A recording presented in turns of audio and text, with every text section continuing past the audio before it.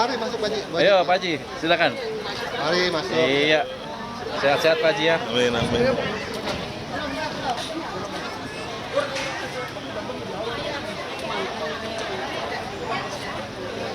Maafin aku ya Ibu. Udah sehat-sehat kan Pak ya. Iya maafin. Maafin ya Bu ya. Sama-sama. Anaknya mana anaknya? Iya, maafin mama ya. Doain. Sehat selamat. Ya.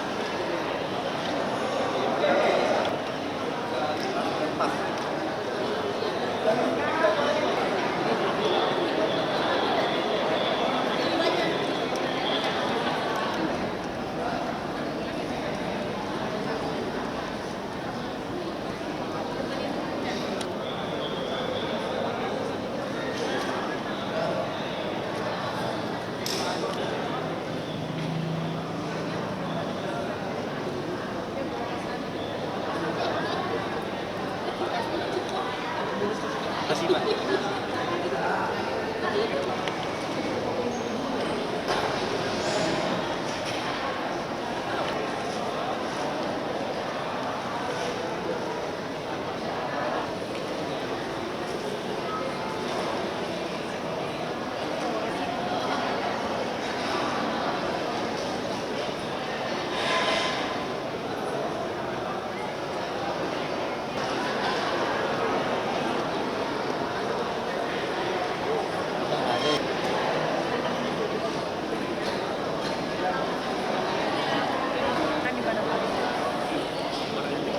Iya, saya 35 Pak, daftarnya 22 tahun. Anak masih sama suami. Jaga makanannya Iya, nah itu makanannya makanannya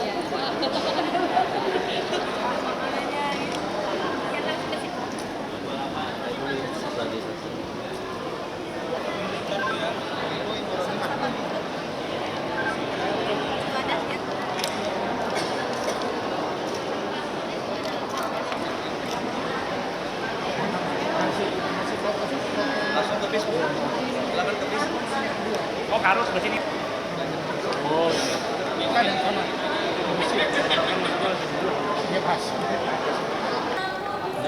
Ibu, boleh tahu nama siapa Bu? Nama saya Latifah Hanum. Bu Latifah ini Iya. asal dari mana? Saya asalnya dari Kebonjeruk, Jakarta Barat. Iya. Tadi berapa rombongan? Saya sama suami dari yayasan langsung ke sini ketemunya di sini. Iya. Bu, kalau boleh tahu ini sudah mengantri. Iya, saya daftar dari 2012. Iya, bulan Oktober 2012, berarti sekitar 12 tahun. Bu, setelah penantian 12 tahun akhirnya bisa ke Tanah Suci. Ya, mungkin boleh diungkapkan perasaannya gimana sih? Masya Allah, Alhamdulillah ya, senang banget. Akhirnya yang ditunggu-tunggu datang juga, bisa menunaikan rukun Islam yang kelima. Tentunya ya bersyukur sama Allah dikasih umur, dibilang masih muda ya kalau untuk 35. Sekarang kan penantian masa tunggunya udah 30-an tahun ya. Alhamdulillah sangat bersyukur sekali. Jadi sedih. Selama proses haji ini Bu, dari panitia sendiri ini menurut Ibu gimana sih? Proses apa? Proses ini tadi kan Oh ini ya, alhamdulillah teratur dari masuk dibantu sama petugas, langsung diarahkan untuk kalau yang masih masa produktif untuk cek urin, kehamilan, terus snack, semuanya bagus, alhamdulillah pelayanannya cepat. mungkin harapan ini Bu untuk kedepannya gitu misalkan yang pengen haji Iya, yang pengen haji mungkin kalau udah ada rezeki mungkin mulai dari sekarang bisa daftar ya karena mengingat masa tunggunya tambah lama dan apa ya Mas, itu aja sih kayaknya. Pokoknya kalau udah ada niat, ada rezeki langsung daftar. Kalau untuk rezeki lebih mungkin bisa ke ONH Plus yang cuma 5-7 tahun gitu. pulang.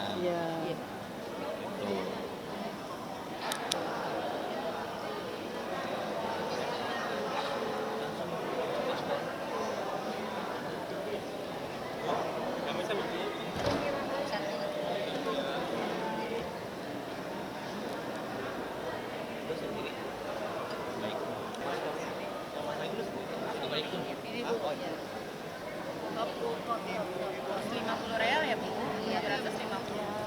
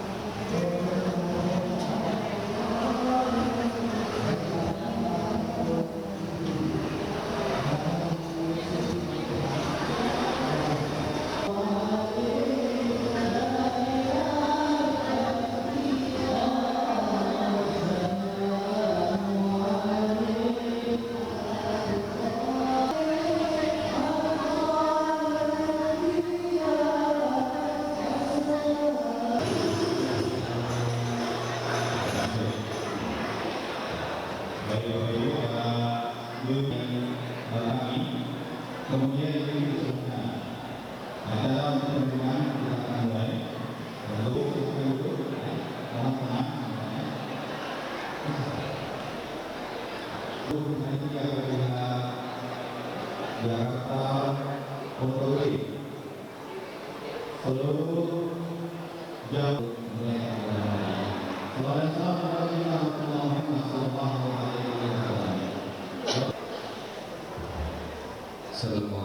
warahmatullahi wabarakatuh.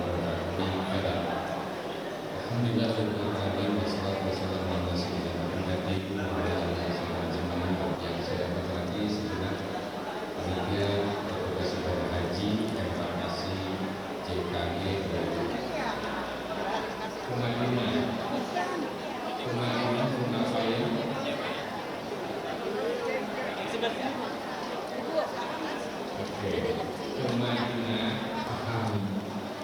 kemarin paham sementara kita datang bertahun tidak bertahun menggunakan Rasulullah sendiri. Tetaplah petugas akhlak Allah, akhlak dijaga. Saya yakin Rasulullah bangga. Inilah Bayangannya nutup. Memonitoring jamaah asal Pak, ini terkait hari ini kan kloter hajinya gitu. Yang pertama bisa dijelaskan nggak Pak, kira-kira ini berapa banyak jemaah haji yang hari ini akan berangkat dan bagaimana prosesnya gitu? Oke, baik, terima kasih. Hari ini mulai kedatangan jemaah untuk penerbangan sebetulnya besok. Jadi hari ini kita terima, yang kita terima di hari ini sebetulnya 2 provinsi. Tetapi secara JKG Pondok Gedenya kita kan 3 provinsi ya, Jakarta, Banten, Lampung. Secara total untuk perdana, maksudnya di penerbangan pertama itu kita jumlahnya 1.226. 1.226 itu terbagi ke dalam 3 kloter. JKG menggunakan Garuda Indonesia Airlines itu sebanyak 393 jemaah. Kemudian Saudi Arabia yang sekarang datang ini dari Banten itu jumlahnya 440. Kemudian untuk Lampung itu 393. Hanya saja yang masuk ke embarkasi JKG ini hanya Banten dan Jakarta. Adapun Lampung, dia langsung ke Soekarno-Hatta. Dari Soekarno-Hatta, dia langsung ke Makarut. Fast track. Nah, dari fast track dia langsung ke boarding gate. Dia langsung terbang. Jadi khusus untuk Lampung memang dia tidak masuk ke embarkasi JKG. Dari rumahnya ke asrama Haji Transito kemudian naik Garuda ke Bandara Soekarno-Hatta, dari Soekarno-Hatta kemudian ke Fast Track Makarut. Karena ini juga sudah kebijakan dari Gus Menteri, kami mencoba untuk memberikan layanan terbaik untuk bagaimana Fast Track bisa digunakan, dan alhamdulillah sekarang kan bertambah ke Solo dan Jawa Timur. Terkait dengan persiapan yang kami lakukan di asrama haji, karena asrama haji ketika didatangi oleh jemaah, maka asrama haji ini menggunakan aturan internasional penerbangan. Jadi ini udah kayak bandara. Jadi harus higienis, harus segalanya. Jadi karena di dalamnya udah ada imigrasi, ada KKP, ada APSEC, ada OTBAN semua. Jadi regulasi yang diterapkan di semua embarkasi sejatinya menerapkan regulasi penerbangan secara internasional. Nah, sehingga kami pun dengan kesehatan sebelum kedatangan jemaah, kami KKP kesehatan ini melakukan visitasi termasuk fogging, penyemprotan untuk menjaga jemaah agar tidak sakit lagi. Ya. Kedatangan jemaah kami juga punya SOP dan arahan dari Bapak Menteri tidak boleh lebih dari 30 menit. Jadi jangan terlalu banyak seremoninya. Jadi kami memang seremoni itu kita batasi, sambutan-sambutan kita batasi, walaupun lama ini memang mau tidak mau karena ada pemeriksaan kesehatan lanjutan. Walaupun pemeriksaan kesehatan lanjutan itu mungkin tidak seberat yang tahun lalu, karena tahun ini ada kebijakan pemerintah terkait dengan istitoah kesehatan. Bisa mendaftar haji jika dia sudah mempunyai istitoah kesehatan. Nah, ketika diperiksa kesehatan itu sudah dalam tanda petik sehat, baru dia bisa mendaftarkan haji. Nah, sekarang pemeriksa lanjutan itu dikarenakan ketika dia dinyatakan sehat, itu kan ada interval waktu sampai ke kehadiran sekarang ini, maka itu dicek lagi. Sejatinya bukan untuk siapa-siapa, untuk jamaah sendiri. Karena ya sekarang kan musim panas juga, walaupun bukan pada menuju musim panas. Tetapi di sana kan udaranya sudah Masya Allah sudah sampai 40, bahkan bisa ke 45, 50. Nah sehingga kami juga membuat anjuran-anjuran dari mulai pengguna membawa payung gitu ya, payung untuk supaya apa ya tidak kepanasan, kemudian minta semprotan air biar apa kelembabannya terjaga, dan juga tentunya banyak minum. Nah minum juga disarankan mineral. Karena kan di Timur Tengah itu banyak sekali minuman yang soda-soda itu. Ya memang sih bisa hausnya hilang, tapi lama-lama haus lagi, ionnya nggak kebagian, maka disarankan untuk menggunakan mineral. Pak, kalau soal barang bawaan ini Pak, kan salah satu yang biasanya terjadi itu kan ada barang-barang bawaan yang para jemaah ini nggak tahu gitu Pak. Itu ada himbauan nggak Pak? Kira-kira barang yang boleh bawa atau tidak? Kalau himbauan dari bawah ya Pak ya, artinya dari mulai atas kami kemudian ke KUA. Karena KUA yang di kecamatan, dia punya kewajiban untuk bimbingan manasik 7 kali terhadap jemaah. Di situ dia melakukan sosialisasi terkait dengan barang bawaan.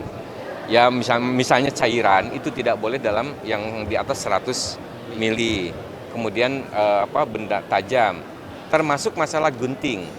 Ini yang sering ditemukan, karena gunting ini bagi jemaah juga dalam tanda petik salah satu alat untuk ritual ibadah, untuk tahalul, cukur rambut. Daripada dia harus beli di Mekah ribet, dia coba bawa. Cuman kadang-kadang dibawanya itu kan ke bagasi, ke kabin, tidak ke bagasi. Nah ini sebetulnya juga bisa menghambat nanti ketika diperiksa imigrasi mau terbang.